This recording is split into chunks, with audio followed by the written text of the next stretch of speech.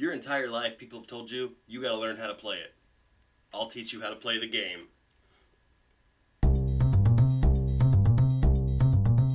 In the game, you play cards numbered 2 through 99 into 4 piles on your tabletop. You play all the cards, you win the game. Seems easy enough, right? You can't talk about your numbers, can't show other players your hand, and you've got to play 2 cards per turn or the entire table loses. The game is a cooperative game, meaning that the entire table wins or loses together. The fun of the game is that it gets pretty stressful. You're going to be forced to play bad cards, and people at the table are going to ridicule you for it. That's what makes it great. So you think you got what it takes to play the whole deck? Start out by placing the 1 cards, the ascending piles, and the 100 cards, your descending cards, in the center of the table. Shuffle the deck like a mad person. Make sure you get a good and random. Deal out cards to your players, face down, no cheating. For a 3, 4, or 5 player game, everyone gets 6 cards. To play a card in the ascending pile, it must be higher than the card currently played.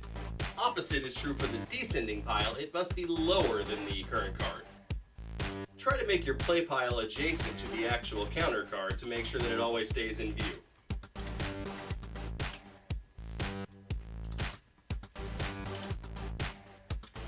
Now, on your turn, play as many cards as you're comfortable with, but you have to play at least 2. You must. Pick your poison and place them on any stack that you'd like to. The smaller space between the cards, the better off you'll be. Remember, the goal is to play the entire deck of cards. For example, I can play a 33 on this ascending pile because 33 is greater than 29. Now I have to play another card for my turn, so I will play an 85 on this descending card pile. The next player must play a card lower than 85 on the descending pile or higher than 33 on the ascending pile. At the end of your turn, draw your hand back up to your starting count and play moves to the next player. There is one strategy to keep you in the running when things start to get a little bit out of hand. On the ascending piles, you can play a card exactly 10 less to bring the count back down. For example, on this 33, I can play a 23. Since it's exactly 10 less than the previous card, I'm able to go backwards on the ascending pile. Same thing with the descending pile, I can send that number back up on this one with a 95, for example. Now you'd think this would all be pretty simple if you could just talk to each other, right? Player communication. You're never allowed to tell another player anything specific about the numbers in your hand. You are allowed to ask things like, don't put anything on this pile, or don't put a big jump on this one. But you can't ever say anything about specific numbers. That's cheating! When the draw pile is empty, players then start switching the rules a little bit and they only have to play 1 card per hand.